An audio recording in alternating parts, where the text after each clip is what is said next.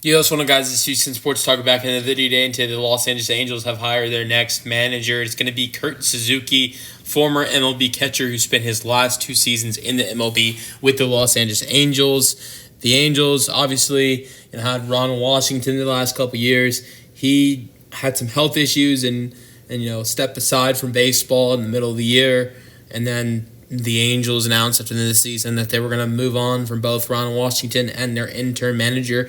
And the new manager for the Los Angeles Angels will be Kurt Suzuki, a catcher who played for 15 years in MLB and spent his last 2 seasons with the Los Angeles Angels. The last 3 years, he's been a special assistant to the general manager for the Los Angeles Angels. He had a solid career. He was a one-time All-Star, Suzuki, in his MLB career. He's really young, and I say sometimes, I think this is true if you look at it, younger managers relate better to MLB players than older ones do. I'm not saying if you're old you can't be a good manager. I just feel like younger ones, and this is not like some crazy statement, are able to relate to their players more than older guys can.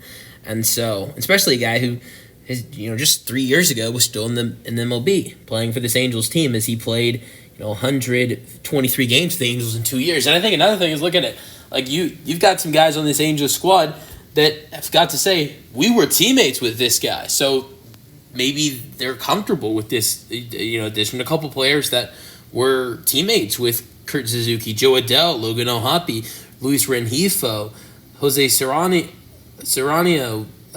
Mike Trout, and Taylor Ward, all teammates with Kurt Suzuki. So, and there are probably a couple other guys on that list, on the list of Angels that also played with Suzuki. That's just a small list. So, you guys let me know your thoughts on the hire for the Los Angeles Angels. I know there's been a lot of coaching experience.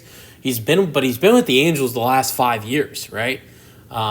With the 2 seasons in 2021 and 2022 playing for them, and that's at the end of his career. I think at the point when you're at the end of his career, like when he's at the end of his career like that, and it's sometimes he's an older guy, and you could say a younger clubhouse. And sometimes maybe he can feel like a coach in those 2 seasons.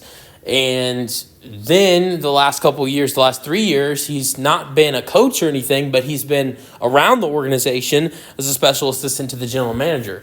But you guys let me know your thoughts on the hire in the comment section. That's the video. Hope you guys enjoyed it, and peace out.